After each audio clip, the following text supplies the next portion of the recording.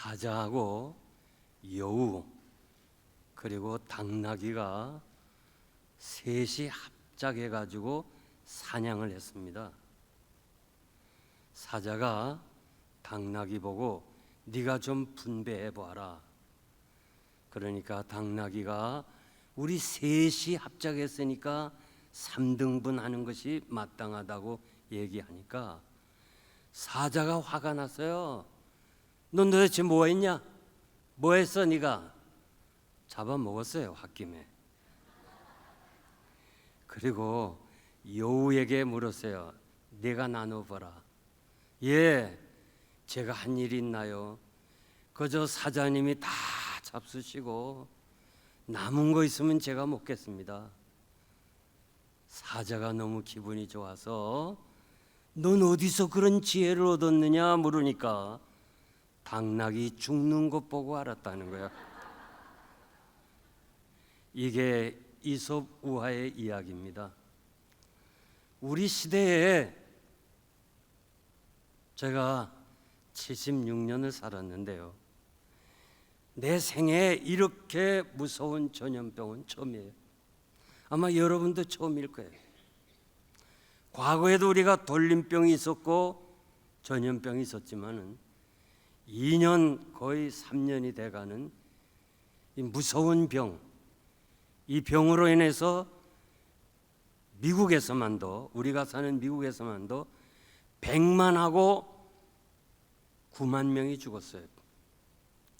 이런 통계는 우리가 존스 홉킨스 대학에 거기서 집계한 그런 숫자로 우리가 얘기하는데, 요 얼마 전에 워싱턴 대학 의대가 건강 측정 평가 연구소에서 존스 홉킨스 대학이 통계한 건 아니라는 거예요. 오히려 실제로 2배 이상이 죽었다는 거예요. 그러니까 미국에서만도 200만이나 되는 숫자가 죽은 거예요.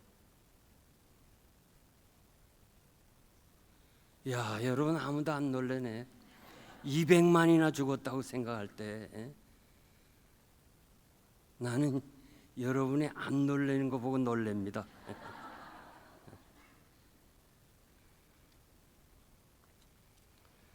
제가 아마존 지역에 금년 6월에 다녀왔습니다. 아마존 지역은요, 정말 아주 청정구역에, 그런데도 코로나가 창일해 가지고 2년을 가지 못하고 금년에 다녀왔습니다. 만약에 이 사람이 전염을 시킨다 그러면 어떻게 그렇게 아마존 강 지역을 따라 사는 그 울창한 숲에서 사는 그런 사람들이 이렇게 코로나로 죽어가고 있는 그 사실을 보면서 이거는 사람이 하는 것이 아니다. 저는 이 코로나 팬데믹 시대의 상황을 우리 하나님께서 우리에게 마지막을 고하는, 주의 재림을 알리는 경고의 메시지입니다. 이 사실을 여러분들이 나는 꼭 마음에 새기기를 바라요.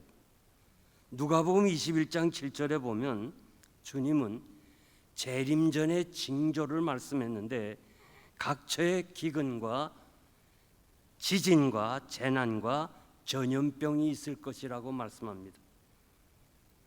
우리는 동물이 이상한 행동으로 지진이나 쓰나미 발생을 예측하고 미리 준비하는 나라들이, 동남아의 여러 나라들이 지금 그렇게 관측을 하고 있습니다.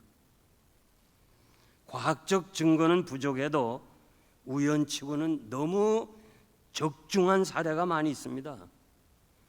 이런 사례는 여러분들이 더 많이 알고 계실 거예요.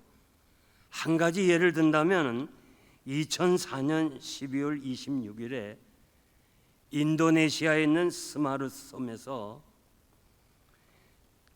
9.0의 지진을 통해 가지고 쓰나미로 인해서 인간은 23만 명의 죽은 시체를 찾았어요. 23만 명. 그 그런데 이 스마트라 섬에서 동물의 사체는 한 마리도 못 찾았다는 거예요. 그건 뭘 말하는 거 아니? 이미 동물들은, 이 피조물인 동물들은 징조를 보고 깨닫고 미리 대피해서 다 살았다는 거예요. 유독 사람들만이 타락해서 하나님이 주는 징조를 보고 깨닫지 못하고 죽은 거예요. 이스라엘 백성들이 모세와 아론을 원망해서 하나님이 연병으로 14,700명을 죽였습니다. 이스라엘 백성들이 모압 여자들과 음행하고 우상을 섬길 때 하나님이 연병으로 24,000명을 죽였어요. 다윗의 범죄로 인해서 3일 만에 하나님이 이스라엘 백성들을 7만 명을 죽였어요. 그 당시에 이 숫자는 어마어마한 거예요. 누가복음 21장 11절에 보면 각처에 지진과 기근과 온역이 있을 거라고 말씀합니다. 에스겔 5장 12절에 보면 하나님이 죄악된 백성들을 인구 3분의 1을 죽이겠다고 했어요. 출애굽기 9장 3절에 보면 하나님이 애굽에 징계하실 때 심한 돌림병이 있을 것이라고 말씀했는데, 저는 이 코로나로 인해서 오늘 우리 주변에서 사람들이 이렇게 죽어나가는 걸 보면서 이것은 하나님이 하시는 일이라고 저는 분명하게 말씀드리고, 우리는 이 현실을 보면서 코로나로 보지 말고 주의 재림이 임박했다는 것을 여러분들이 오늘 밤 분명하게 깨닫고 주의 재림을 사모하는 성도들이 되시길 바랍니다.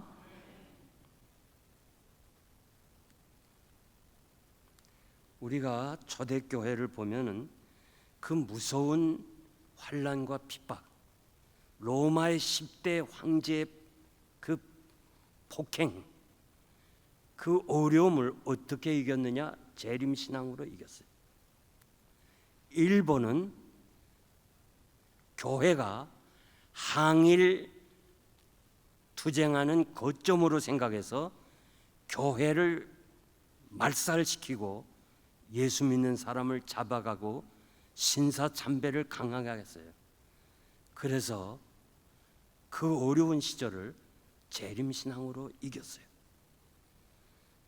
해방과 함께 한국교회는 정말 어렵고 힘들었지만은 교회가 부흥됐는데 그 비결이 재림신앙이었어요. 6.25 동란, 그 어려운 전쟁과 기근과 가난을 어떻게 극복했느냐? 재림신앙으로 극복했어요. 아마 나이 드신 여러분들은 그 어린 시절을 뒤돌아보면, 청년 시절을 뒤돌아보면 교회마다 목사님들이 강단에서 재림의 메시지를 전했어요. 그런데 우리가 지금 재림 신앙이 약해진 것은 사실이에요. 그 이유는 경제가 좋아지고 생활이 안정되고 모든 것이 풍요로워지니까 자연히 천국보다는 이 세상이 좋은 거예요. 그래서 재림 신앙에 대해서 무디어졌어요. 지금 우리가 살고 있는데 핍박이 없어요. 예수 믿는다고 잡아가지 않아요. 감옥에 들어가지 않아요. 그러니까 우리 신앙이 자꾸 약해지는 거예요. 이단들이 거짓 증언이 있어요. 그리고 마지막 때는요, 사람들이 허탄한 이야기를 좋아한다고 그랬어요. 세상 이야기 듣는 걸 좋아한다고 그랬어요. 믿지 않는 사람을 하라는 게 아니라 예수 믿는 사람, 교회 다닌 사람도요, 허탄한 이야기 좋아한다고 그랬어요. 그래서 이 거룩한 강단에서 그냥 연속극 이야기, 영화 이야기, 그저 어떻게 하든지 재미나는 얘기만 하려고 하니까 재림에 대한 메시지가 사라졌어요. 오늘 이렇게 설교가 풍요로운데 재림의 메시지 듣기가 참 어려워요. 도대체 이 재림 신앙을 어디 가서 들어요? 교회에서 들어야 되는데 교회에서마저 강단에서 세상 이야기로 가득 차니까 재림에 대한 말씀을 들을 수 없어서 우리 신앙이 약해지고 있는 거예요. 아마 여러분 기억하실 텐데 저희가 어려 있을 때 이 청년 시절에 그냥 주 예수의 강림이 가까우니 저 천국 얻을 자 회개하라, 주의 강림이 가깝다는 이 찬양을 많이 했어요. 요즘요 재림에 대한 찬양을 잘 교회가 안 해요. 그러니까 우리 재림 신앙이 약해지고 무뎌졌어요. 우리 주님은 깨어 있으라, 어느 날에 임할는지 너희가 알지 못한다, 도적같이 오리라고 그렇게 경고하고 있습니다. 인자의 징조가 하늘에서 보이겠고 그때 땅의 모든 족속이 통곡하며 그들이 인자가 구름을 타고 능력과 큰 영광으로 오는 것을 보시리라. 주님은 다시 오실 자신을 제자들과 백성들에게 이해시키기 위해서 여러 가지 비유로 말씀했는데 충성되고 지혜 있는 종의 비유를 말씀했어요. 열처녀의 비유를 말씀했어요. 달란트 비유를 말씀했어요. 선한 사마리안 비유를 말씀했어요. 그 비유가 다 뭐예요? 다시 오실 주님을 맞이할 수 있는 준비를 하라는 거예요. 사도 요한은 주님이 제자들에게 내가 너희를 위하여 처소를 예비하면 내가 다시 와서 너희를 내게로 영접하여 나 있는 곳에 너희도 있게 하리라, 다시 오겠다고 그랬습니다. 사도 바울은 주께서 호령과 천사장의 소리와 하나님의 나팔로 친히 강림하리니 그리스도 안에서 죽은 자들이 먼저 일어나고 그 후에 우리 살아남은 자들도 구름 속으로 끌어올려 공중에서 주님을 영접할 것이다. 야고보는 너희는 길이 참고 마음을 굳게 하라, 주의 강림이 가까우니라. 우리 주님이 사복음에서 비유를 들어서 재림을 말씀하셨고 요한이 그랬고 야고보도 그랬고 사도 바울도 구구절절히 주의 재림을 말씀하고 계십니다. 성경을 마무리하는 마지막 계시록에 보면 보라 내가 속히 오리니 내가 줄 상이 내게 있어 각 사람에게 일한 대로 갚아주리라. 이것들을 증거하시니가 가라사대 내가 진실로 속히 오리라. 아멘. 주 예수여 오시옵소서. 여러분 오늘 저녁 마음에요 아멘 주 예수여 오시옵소서 하고 이 준비하고 있는 사람은 반드시 하나님 앞에서 복을 받는 날이 올 것입니다. 우리는 주님에 대한 예언, 출생, 생애의 고난, 십자가의 죽으심, 부활하심, 승천하심, 다 구약의 오실 메시아에 대해서 다 예언이 이루어지고 하나가 남았는데, 다 이루어지고 하나 남았는데 다시 오실 주님. 오늘 우리가 이 찬양대 찬양팀을 통해서도 주의 거룩하심 다시 오실 주님을 찬양했어요. 오늘 본문에 보면 사도 베드로는 고난받는 성도들에게 주의 재림을 말씀하면서 고난당하는 성도들에게 위로와 소망을 줬어요. 좀 참으라, 좀 기다리라, 우리 주님이 오신다고 그렇게 말씀합니다. 사랑하는 자들아, 주께는 하루가 천년 같고 천년의 하루 같다는 이 사실을 잊어버리지 말라. 베드로 시대에도 이단들이 왜 주님이 안 오시냐 이거요. 오신다는데 왜 안 오냐? 시간 개념을 우리가 생각하는 것처럼 그렇게 해서 신앙인으로 하여금 믿음을 떨어뜨리게 하는 이단들의 그 교훈에 의해서 유혹을 받을까 봐 하나님의 시간은 우리 시간과 다르다 이거예요. 우리는 천년이 하나님 앞에서는 하루다는 거예요. 시편 90편 4절에 보니까 하나님 앞에서 참으로 이 천년이라는 우리의 시간은 밤의 한 경점, 한 순간이라고 그랬어요. 여러분, 우리의 관심은 언제 오시느냐가 아니고 그 시간이 아니고 주님의 약속이 반드시 이루어진다는 그 약속을 붙잡아야 돼요. 아멘 하는 사람만 복 받으세요. 하여튼 하나님이 다 들으시니까. 우리는 하나님의 약속을 붙잡아야 됩니다. 언제 오느냐 그거는 관심 안 해도 돼요. 그건 우린 몰라요. 그러나 반드시 오신다는 거, 이 한 가지 사실은 우리가 마음속에 간직하고 있어야 돼요. 아직도 구원받아야 할 사람들이 있기 때문에 그날을 연기하신다고 말씀합니다. 사도 베드로는 강조합니다. 주의 날이 도적같이 올 때니 그때는 하늘과 땅이 불에 다 없어질 것이라.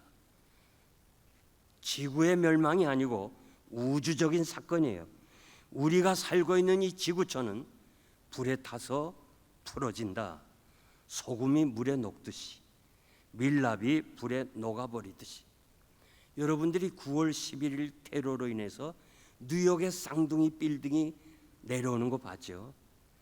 지금 그라운드 제로에 가보면요, 그것이요 아이빔이에요. 아이빔. 아주 강철로 되는 이 아이빔이 어떻게 이렇게 그냥 촛불이 녹아내리듯이 그렇게 녹아내리는 걸 보면서 우리가 살고 있는 이 현실이 언젠가 그날이 오면 이렇게 다 없어지고 우리가 보는 하늘, 우리가 밟고 있는 땅이 아니라 새 하늘과 새 땅이 우리를 예비하고 있다는 사실을 여러분들이 마음속으로 믿으시기를 바랍니다. 그래서 사도 요한은 새 하늘과 새 땅을 보니 처음 하늘과 처음 땅은 없어졌고 바다도 다시 있지 않더라. 오늘 이 팬데믹 시대에 여러분들이 다 팬데믹에 대해서 다 알아요. 팬데믹에 대해서 모르는 사람 하나도 없어요. 그리고 저는 이 팬데믹은 멈추는 날이 없을 거라고 난 생각해요. 왜? 우리 하나님이 택한 백성을 불러들이기 위해서, 자꾸 깨닫기 위해서, 그날을 연장하면서 구원받은 사람을 택하기 위해서 계속해서 코로나는 우리와 함께 지나게 될 거예요. 그렇기 때문에 여러분들은 이 코로나에 대해서 참 조심하고 뭐 거리 두고 뭐 그 마스크 끼고 그런 문제가 아니고, 우리는 주의 재림이 가까웠다는 사실을 여러분 한 사람 한 사람이 마음에 되새기고, 어쩌면 나의 생애에 주님을 맞이하겠다, 이런 확신을 가지고 사시는 지혜로운 성도님 되시길 바랍니다. 지금 이 마지막 시대, 이 팬데믹 시대에 우리는 어떻게 살아야 되나? 사도 베드로는 첫째로 거룩하게 살아가라. 신구약 성경 66권을 한 권으로 요약하라면 로마서예요. 로마서는 1장에서 11장까지 어떻게 우리가 구원을 받느냐, 복음을 통해서 어떻게 예수 믿느냐, 여기에 대해서 말씀했고, 12장서부터 16장까지는 구원받은 사람이 어떻게 살아가야 되나, 사는 방법에 대해서 말씀하는데, 하나님이 기뻐하시는 산제물이 되라. 너희는 이 세대를 본받지 말라. 마음을 새롭게 하고 변화를 받아서 하나님의 선하신 뜻이 무엇인지 분별하면서 살아가라고 그랬습니다. 우리가 이 보는 것이 죄요 듣는 것이 죄뿐인 세상에서 우리를 모든 것이 다 우리의 거룩을 위해서 도와줄 것이 하나도 없어요. 전부 우리가 경건을 유지하고 거룩을 유지하는데 방해만 되는 거예요. 이 죄악의 유혹을 어떻게 우리가 이기면서 거룩하게 살아갈 수 있느냐 이거예요. 베드로전서 1장 19절 보니까 오직 흠없고 점없는 어린 양 같은 보배로운 피로 거룩하게 살 수 있다고 말씀합니다. 날마다 여러분들이 주님의 십자가를 묵상하고, 나 위하여 주님이 피 흘려 속량해 주셨는데, 그래서 나 같은 죄인을 성자들, 성도라 부르심을 받았는데 내가 다시 범죄할 수 있을까? 여러분들이 날마다 아침에 일어나면서 십자가를 묵상하고 여러분 마음 재단에 십자가를 묵상할 때 우리가 이 악한 세상에서 거룩한 삶을 유지할 수가 있는 거예요. 요한일서 3장 3절 보면 주를 향하여 재림의 소망을 가진 자마다 주의 깨끗하신 같이 자기를 깨끗하게 하느니라. Maybe today, 오늘 밤 주님이 오시지 않을까? 지금 내가 이렇게 하고 있을 때 주님이 오시지 않을까?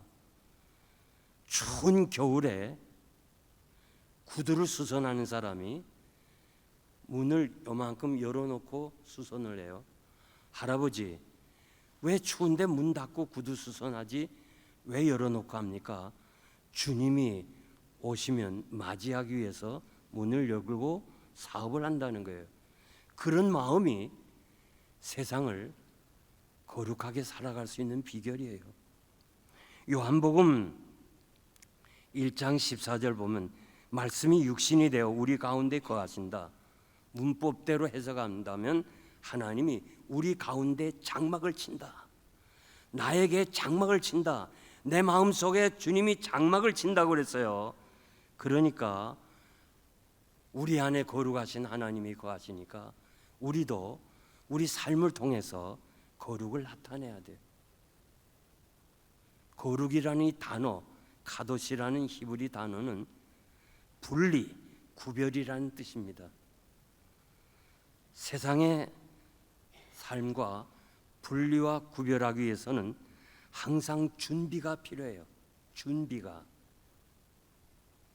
준비 없이 즉흥적으로 감정적으로 생각 없이 말하고 행동하면 거룩이 깨어질 때가 너무 많아요. 하나님과의 관계가 단절되는 거예요. 세상과 구별하여 거룩한 삶을 살기 위해서는 때로는 냉정하게 떠나야 되고, 남들이 다 가도 나만이라도 안 가겠다.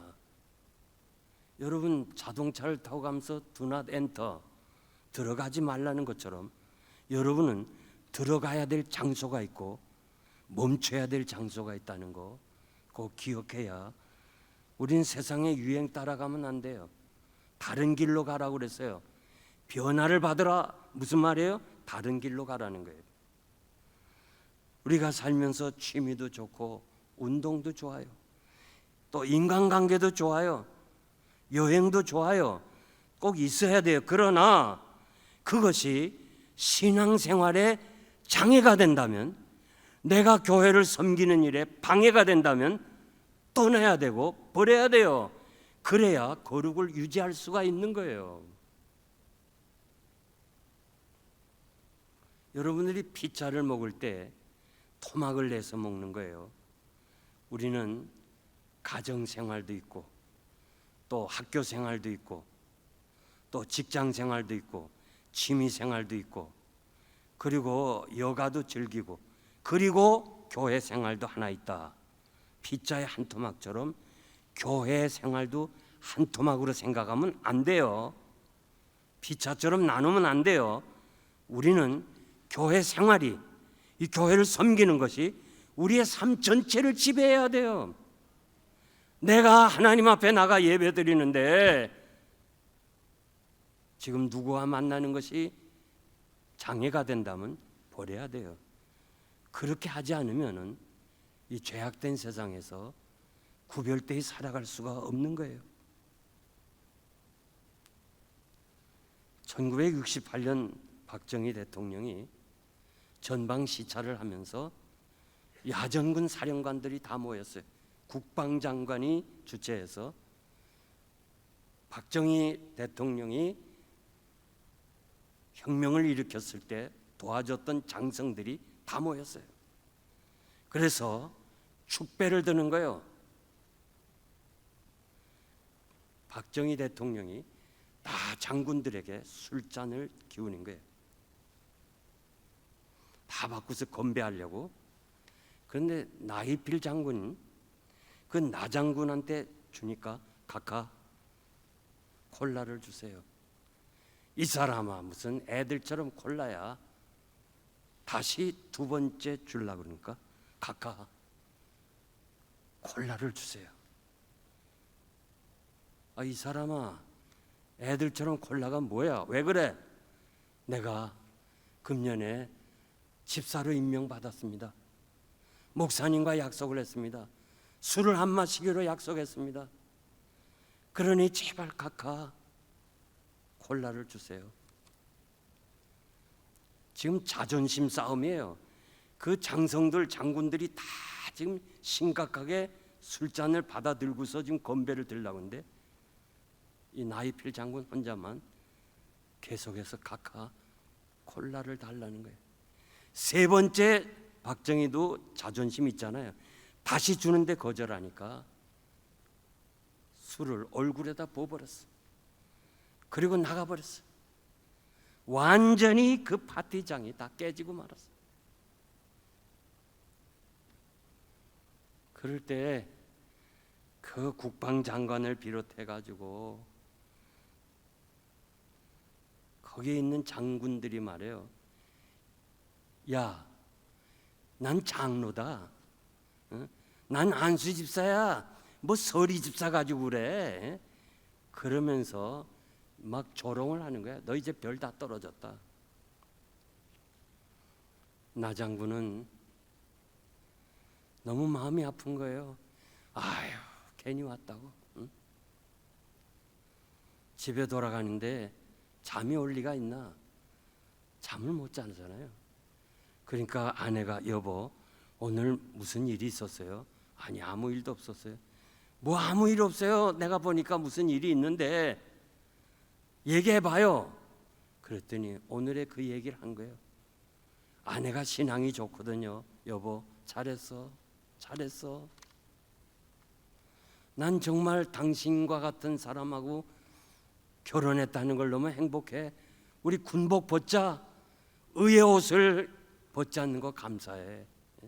잠시 살다 가는 거 뭐 그게 별이 중요하니? 하나님 앞에서 바로 살아야지. 그날 밤 두 사람은 울었답니다. 그러면서 나 장군은 이제는 자신은 그 자리를 떠날 각오를 하고 자기 사무실을 정리하는 거예요.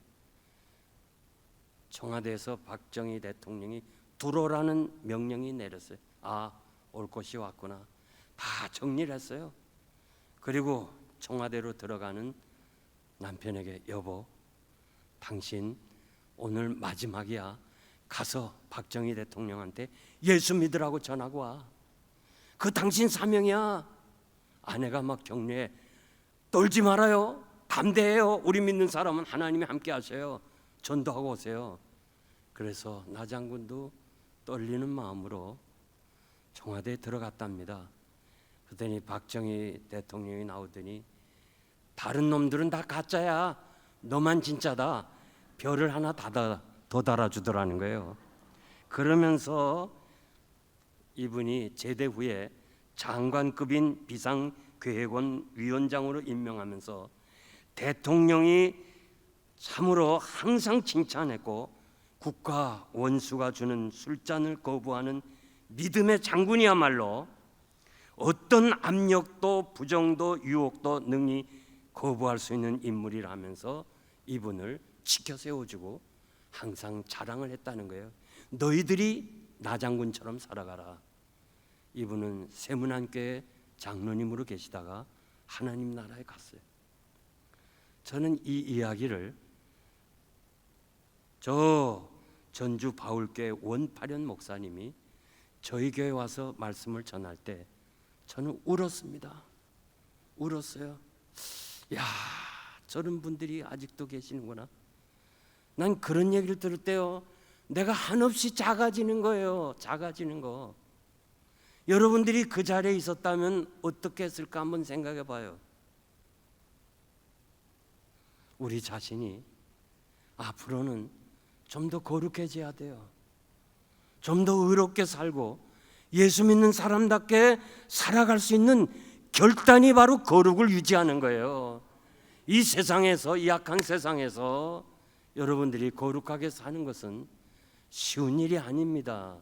항상 주님의 십자가를 묵상하고 내 안에 장막을 치신 거룩하신 하나님을 생각하면서 어제보다는 오늘, 오늘보다는 내일이 좀 더 하나님께 가까이 가는 여러분 되시기를 바랍니다. 두 번째,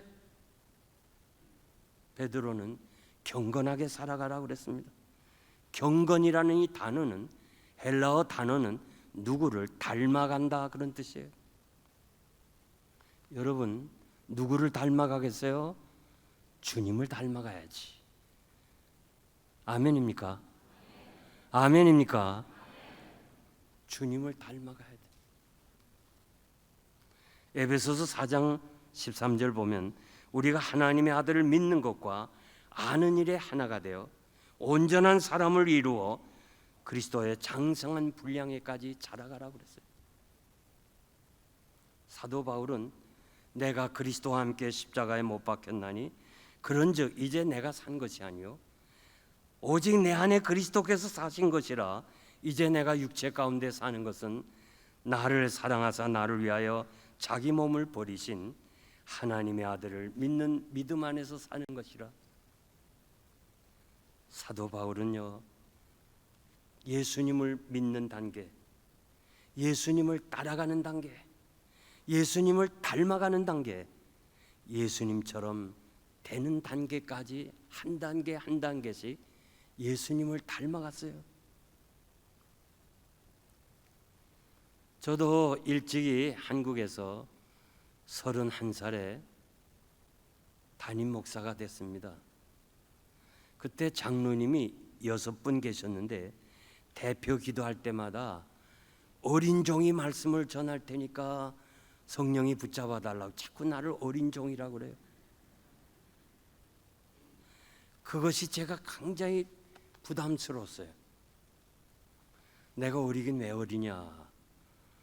그런데요, 제가 작년에 어느 교회 부흥회 갔는데 그래도 이 교회 장로님들은 날 보고 노종이라는 말은 안 했는데 그 장로님이 노종이 말씀하겠다니까 아주 그냥 내 자신을 하게 되는 거예요. 제가 30대 목회와 40대 목회, 그리고 50대 목회, 60대 목회, 70대 목회하면서 제 자신이 달라지는 거예요. 제가 간암 수술한 사람입니다. 간암 선고 받기 전과 선고 받고 난 이후 내 신앙이 달라졌어요. 정말 달라졌어요. 이제는 어떻게 하면 눈을 뜨면 어떻게 하면 좀 더 남을 배려하고 남을 도와주고 어떻게 하면 좀 더 교회를 세우는 일하고 주의 종을 세우는 일을 할까? 이것이 나의 신앙의 자세가 됐습니다. 여러분의 신앙이 날마다 성장해 나가야 돼요. 주님 오실 날이 가까웠고 나도 주님 앞에 설 때가 가까웠는데 우리의 신앙생활이 이렇게 나태하고 이렇게 안진뱅이처럼 세상에 눌러 앉아서야 되겠냐 그 말이에요. 크림 전쟁 때 플로렌스 나이팅게일이 그 부상당한 병사들을 보면서 물끄러미 쳐다볼 때 그 병사가 눈을 뜨더니 나이팅게일을 향해서 당신은 나에게 그리스도입니다. 예수 그리스도입니다. 여러분이 지금까지 신앙생활하면서 누군가가 여러분을 향해서 예수님처럼 하시는데요, 꼭 예수님 같아요, 예수님 닮은 것 같아요, 그런 말 들어봤어요? 제가 오래전에 사할린에 부흥회를 갔습니다. 저를 통역하시는 권사님이 이렇게 말해 저에게, 목사님, 우리 시아버지는 작은 예수님이었습니다. 나는 세상에 며느리가 시아버지를 작은 예수라고 하는 얘기는 처음 들었어요. 그래서 권사님, 어떻게 해서 그렇게 작은 예수라고 생각하십니까? 우리 전 세계에 흩어진 우리 한국인들 중에 제일 불쌍한 사람이 사할린에 있는 동포들이에요. 집에 인사도 못하고 일본 헌병에 끌려서 사할린으로 왔어요. 진주 길을 가다가 시아버지가 잡혀서 집에서 나 끌려간다, 사할릴 간다 말도 못하고 사할리는 왔어요. 그래가지고 1000m나 되는 깊은 갱 속에 들어가서 석탄을 캐요. 일당을 받는데, 일당, 쌀 그리고 생활 비품을 일당을 받는데, 동포 중에서 몸이 아파서 일 못한 사람은 안 주잖아요. 그러니까 시아버지는 자기가 받은 그 일당을 나눠주더라는 거예요. 그리고 사람들은 막 지쳐가지고 들어오자마자 목욕도 못하고 들어놓는데, 또 아픈 사람한테 가서 뭔가 기도해 준다 그러고 찾아가고, 그래서 시아버지는 바보다, 세상에 이런 바보가 어딨냐 그렇게 생각했는데, 이 권사님이, 며느리가 예수 믿고 권사가 된 후에 시아버지를 보니까 우리 시아버지는 예수님 닮아가는 작은 예수였습니다. 얼마나 감동 있는지. 권사님, 그 시아버지 한번 내가 뵐 수 없을까요? 노태우 정부가 소련하고 관계를 개선하면서 시아버지는 정부를 향해서 피켓을 들었어. 피켓. 나를 내 고향 진주로 보내주세요. 그랬더니 글쎄 그 나쁜 사람들이 진주로 보내야 되는데 저 북한 땅으로 다 보냈대요. 그 권사님은 어떻게 해서 여기 남았냐니까, 자기는 공산당원 선전원이기 때문에 너는 네가 선택하라 그래서 나는 북한은 안 가고 여기 남아 있었다는 거예요. 여러분, 우리는 작은 것부터 예수 닮아가야 돼요. 말하는 거, 생각하는 거, 행동하는 거, 남을 배려하는 거, 주님이라면 어떻게 했을까? 제가 이민 목회 40여 년을 하면서요, 제일 교회 안에 문제가 뭐냐? 자기 생각,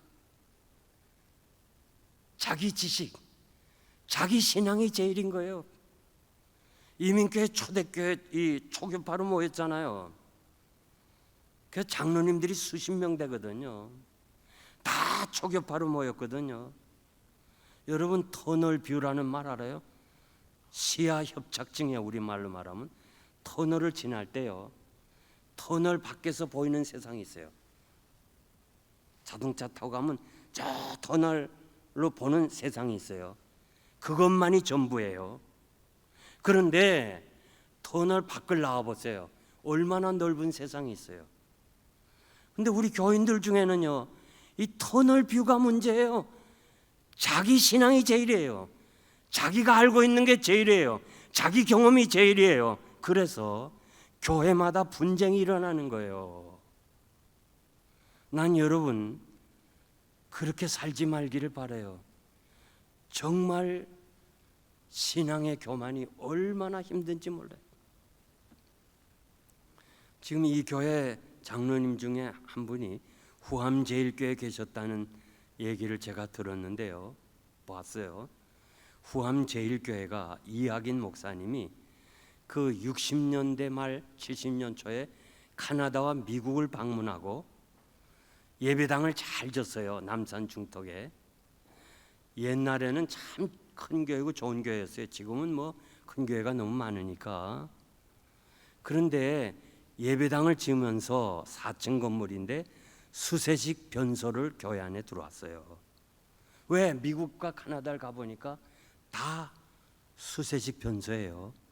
그랬는데 장로님들과 또 교인들이 합세해가지고 목사님한테, 아니 어떻게 이 거룩한 땅에, 거룩한 교회 성전에 그 더러운 변소가 들어옵니까? 하면서 막 때를 쓰는 거예요. 터널 뷰, 자기가 알고 있는 게 제일이야. 자기가 알고 있는 신앙이 최고야. 그래가지고 그냥 건축을 못하게 된 거예요. 장로님들이 막 앞장서서 목사를 반대해요. 미국은 미국이, 카나다는 카나다지 우리는 그렇게 따라가는 거예요. 그 자유주의 신학 따라가는 거 아니에요. 우린 보수 신학을 해야 돼요. 여러분들이 다 옛날에 한국 교회를 거쳐왔지만 우리가 시대에 살던 때는요, 예배당과 변소는 좀 멀리 떨어져 있어요. 잘 몰라요? 그렇게 돼 있었어요. 야, 그래서 이 건축을 못하게 됐는데, 목사님은 하자고 막 하니까 장로님이 목사님이 멱살을 잡았어. 그것이 마치 하나님의 의를 이루는 것처럼, 자신이 하나님 앞에서 참으로 영광 돌리는 것처럼 그렇게 멱살을 잡았다가 그 장로 사모가 즉사하는 바람에 그게 평정이 되고 예배당 안에 수세식이 들어왔어요. 지금 생각하면 얼마나 어리석어요. 얼마나 어리석어.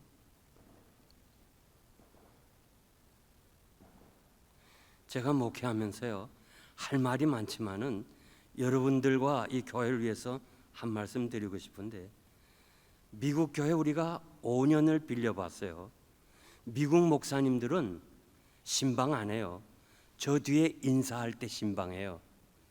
어떤 분은 악수하면서 5분을 얘기해요. 당신 남편 어떻게 됐냐, 애는 어떻게 됐냐, 다 기다려줘요. 그런데 우리 한국 분들은요, 기다리질 않아요. 뭐가 그렇게 바쁜지. 그래가지고 한 사람은 악수하고 그 다음 사람은 요 악수하는 그 시간도 못 참아서 요렇게 새는 거예요.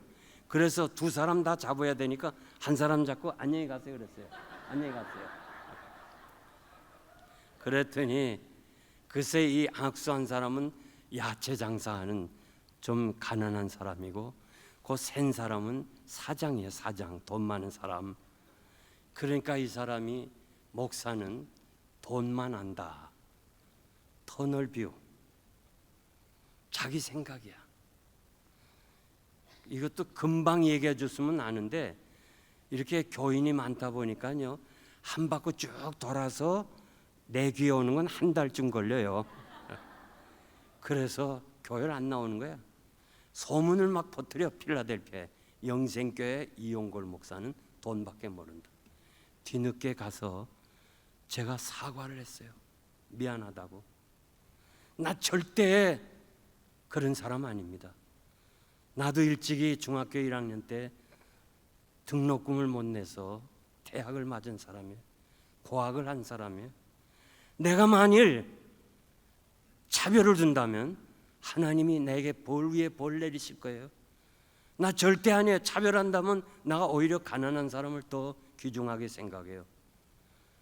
그러나 내가 그렇게 한 것이 집사님의 마음을 상하게 했다면 용서해 달라고 그렇게 사과를 했는데도요, 터널 뷰, 자기가 본 거, 자기가 생각한만이 전부예요. 저는 이 일을 35년 섬기면서 여러 번 경험을 했어요. 사랑하는 성도 여러분, 내 생각, 내 행동, 내가 제일이라는 거, 이거 부셔버려야 돼요. 그래야 하나씩 하나씩 주님을 닮아가는 거예요. 그래야 경건한 거예요. 앞으로 이 교회가 부흥되기 위해서는 우리의 시야 협착증을 다 버리고 내 생각을 버리고 주님을 닮아가는, 우리가 어렸을 때는 말하는 것이 어린아이 같고 생각하는 것이 어린아이 같고 깨닫는 것이 어린아이 같다가 장성한 사람이 되어서는 어린아이를 버렸노라. 이것이 여러분들이 하나님 앞에서 경건하게 사는 비결인 줄 믿습니다. 마지막 세 번째는 주의 재림을 사모하면서 살아야 돼. 주의 날이 임하기를 바라보고 간절히 사모하라. 요 사모하라는 말은 재촉하라, 재촉하라 그런 말이에요. 그러니까 아무 활동도 없이 단지 그냥 앉아서 언제 주님이 오시겠습니까? 이렇게 기다리는 것이 아니고 적극적으로 행동하라는 거예요. 무슨 행동이에요? 나가서 복음을 전하라는 거예요. 복음을 전하라. 왜? 복음이 온 세상에 전파되리니 그제야 끝이 오겠다는 거예요. 이 복음이 온 세상에 전파돼야 그제야 끝이 오겠다니까 우리의 희망과 우리의 소원은 뭐예요? 주님이 이 땅에 오셔서 주님을 맞이하고 주와 함께 들림받아서 영생복락을 살아생전에 누리는 거, 그거 우리 희망 아니에요? 그 희망을 위해서 재림을 기다려야 되는데 앉아 기다리지 말고 나가서 전도하라는 거예요. 한 사람이라도 더 택한 백성이 들어오면 그 숫자가 채워지면 우리 주님이 오신다는 거예요. 지금부터 한 15년 전에 성경 번역 선교회가 있어요. 이 성경 번역 선교회는 성경을 번역하는 거예요. 그러니까 전 세계 부족 혹은 민족, 말과 글이 있는 민족 부족은 성경이 다 번역됐어요. 그러나 말은 있는데 글이 없는 부족에게 가서 성경 번역 선교 회원들이 그 사람들의 말에 듣고 소리음을 따서 세종대왕처럼 말을 만들어줘야 돼요. 글을. 그리고 깨우쳐줘야 돼요. 그것이 그렇게 해서 성경 번역하는 것이 15년 걸려요. 그런데 이 저를 찾아온 심재욱 선교사님은 10년 만에 신약 성경을 번역했어요. 그러니까 10년 동안 글이 없는 그 부족에게 가서 같이 먹고 살면서 그들이 복음을 읽고 복음을 깨닫고 구원받기 위해서 10년을 그 어려운 환경에서 살아온 거예요. 내가 그 성경책을 받으면서 심재욱 선교사님, 당신은 위대한 일을 했습니다. 나보다 월등하게 큰 일을 했습니다. 이분 얘기가 2025년이 오면, 그러니까 몇 년 안 남았죠. 2025년이 오면 전 세계에 어느 조그만 부족이라도 자기들이 언어를 만들어 가지고 성경을 읽을 수 있다는 거예요. 난 그때 내 심장이 뛰었어요. 어쩌면 내 생에 주님 맞이할 수도 있겠다. 그렇게 감동을 받은 날이 있어요. 여러분 잘 들으세요. 잘 들어야 돼요. 2025년 주님이 온다는 거 아닙니다. 또 괜히 잘못 들어가지고 또 이용걸 목사님이 2025년에 주님 온다 하면 난 이단이 돼요. 내가 지금 목회자 훈련하는 거 안 돼요. 이제는 심재욱 선교사님 얘기가 2025년이 오면 전 세계에 성경이 다 보급된다는 거예요. 그 얘기 들으면서 우리 주님이 이 복음이 땅끝까지 전파되리니 그제야 끝이 오리라 그래. 이게 제 마음에 같이 이렇게 느껴질 때가 있었어요. 언제 주님이 다시 오는지 우리는 몰라요. 주님이 하늘의 천사도 주님 자신도 모르고 오직 아버지만 아신다고 그랬습니다. 우리의 관심은 언제가 아니고 어떻게 기다리느냐, 어떻게 깨어서 주님 맞이할 소망을 가지느냐, 이것이 여러분의 삶의 목표가 돼야 되는 거예요. 부산에 정필도 목사님이 계셔요. 그분이 은퇴하고 얼마 전에 코로나로 소천하셨어요. 참 훌륭한 분이에요. 그 부산 지역에서 교인이 3만 명 정도가 돼요. 제가 2번이나 부흥회하고 그 목사님이 또 필라에 오면 같이 이렇게 교제도 하고 그랬는데, 이분의 그 교회 성장의 비결이 뭐냐면 재림신앙이에요. 이제 은퇴할 쯤에서 목사님, 앞으로 그 수영록교회 후임자를 어떻게 생각하셨습니까? 아니요, 난 생각 안 했습니다. 나는 오늘 주님 맞이하려고 합니다. 무슨 후계까지 생각합니까?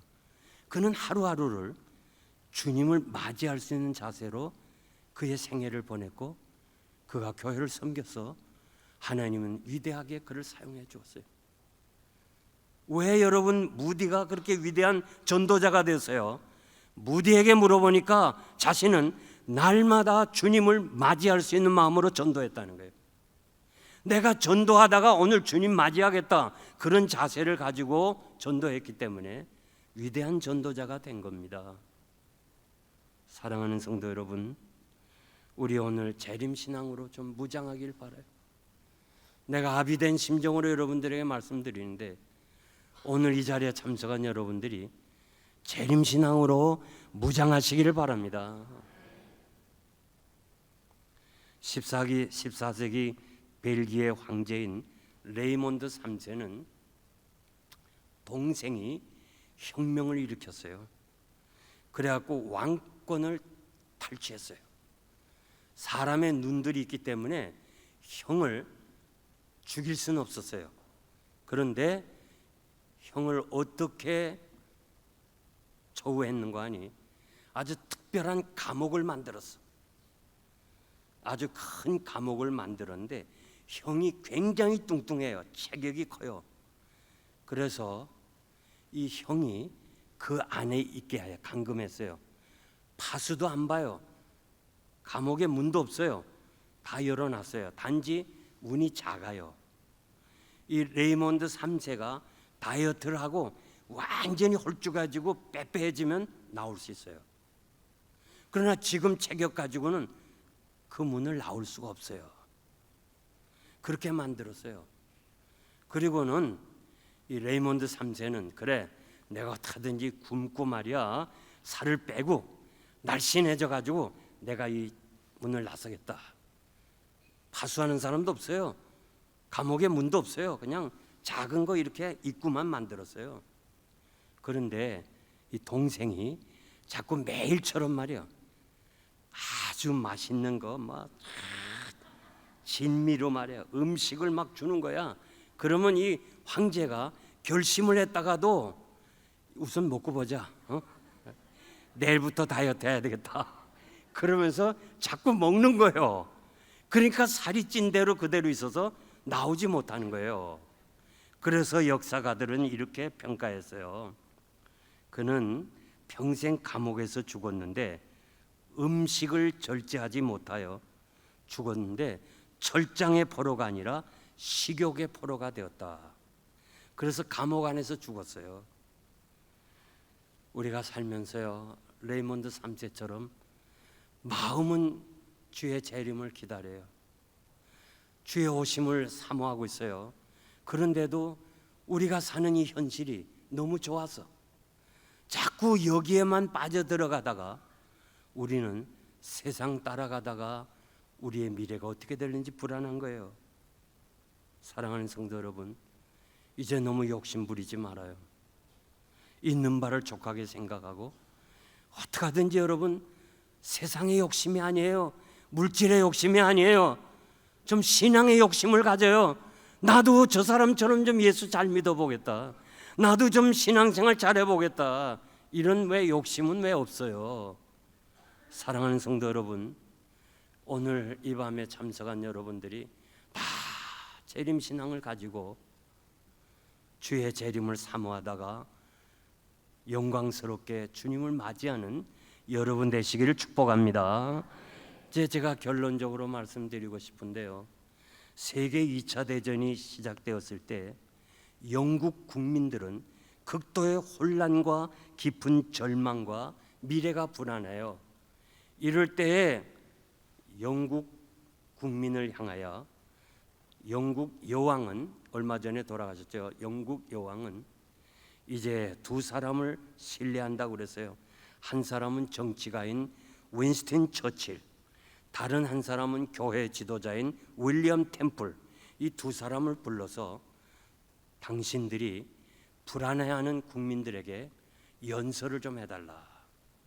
그래서 이 두 사람이 방송을 통해서 연설했는데 어떻게 결론이 같아요. 결론은 뭐냐면 우리는 지금 이 시대에는 다시 하나님께로 돌아갑시다. 교회로 돌아갑시다. 예배가 회복돼야 됩니다. 그리고 하나님을 의지하고 기도해야 됩니다. 이것만이 영국이 살 길입니다. 이 방송을 했을 때 70% 영국 국민들이 그 방송을 듣고 힘을 얻고 소망을 가지고 결국 2차 대전의 그 어려움을 이겼다는 기록이 있습니다. 여러분, 저는 이 팬데믹 시대에 예배가 회복돼야 돼요. 아직도 이 방송을 듣는 우리 시청자 여러분도 이제는 교회 나와야 돼요. 집에 있으면 안 돼요. 여러분 동물의 세계 보잖아요. 사자가 어떤 짐승을 잡아먹어요? 혼자 있을 때. 그 그룹에 있을 때는 절대 못 건드려요. 혼자 따로 있을 때 사자가 가서 먹이로 잡잖아요. 오늘도 악한 원수막이 우는 사자는 혼자 있을 때 우리의 신앙을 미혹하고 유혹하고 우리에게 어려움을 주는 거예요. 모여야 돼요. 모여야 돼요. 아멘입니까? 그래서 오늘 참석한 여러분도 이제 우리가 온라인으로 보는 성도들부터 먼저 전도해야 돼. 전도 대상자야. 지금 시청하는 사람들 좀 불안하겠지만 전도 대상자예요. 아브라함을 향해서 내 아들 독자 이삭을 바치라 할 때 아브라함은 사흘 길을 갔어요. 아브라함은 자기를 위해서는 장막을 치고 제단은 돌로 견고하게 쌌어요. 가는 곳마다 먼저 제단을 만들었어요. 그런데 왜 하필이면 3일 길을 갔어요? 모세가 바로에게 우리가 하나님 앞에 제물을 드릴 테니까 제물 드리게 해달라. 안 된다고 그랬어요. 거절했어요. 왜? 황소를 드려야 되는데 황소는 애굽의 신이에요. 재앙이 오니까 할 수 없이 손들어서 드리라 할 때 모세는 아니요, 사흘 길을 가겠다. 안 돼. 사흘 길을 갔다 또 도망가면 어떡하겠어요? 다시 하나님이 재앙을 하니까 변방에 가서 드리고 오라. 아니요, 사흘 길을 가겠다. 왜 모세가 사흘 길을 고집했어요? 왜 아브라함이 3일 길을 갔어요? 오늘 3일 길이 어디예요? 어디 가야 3일 길이에요? 나는 주님이 피로 사신 교회, 바로 나성 한인교회가 여러분들에게 3일 길인 줄 믿어요. 앞으로 우리 이 자리에 참석한 여러분들은 어떠한 시련과 환난이 있더라도 모여야 돼요. 우리가 모여서 하나님 앞에 예배 드릴 때에 하나님이 영광을 받으시고 우리 각자 신앙이 더 강해져서 마지막 때 주의 재림을 기다리는, 마치 이스라엘 백성들이 출애굽을 기다리면서 어린 양의 피를 문설주에 바르고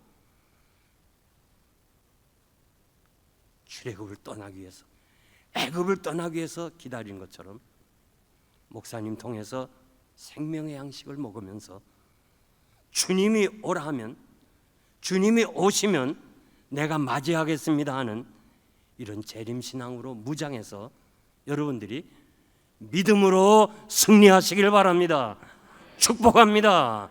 그래서 오늘 이 자리에 참석한 여러분, 우리가 다 재림신앙으로 무장해서 영광스러운 그날에 앞서거니 뒤서거니 다 하나님 나라에서 영생복락을 누리는 여러분 되시기를 주의 이름으로 축복합니다. 기도하겠습니다.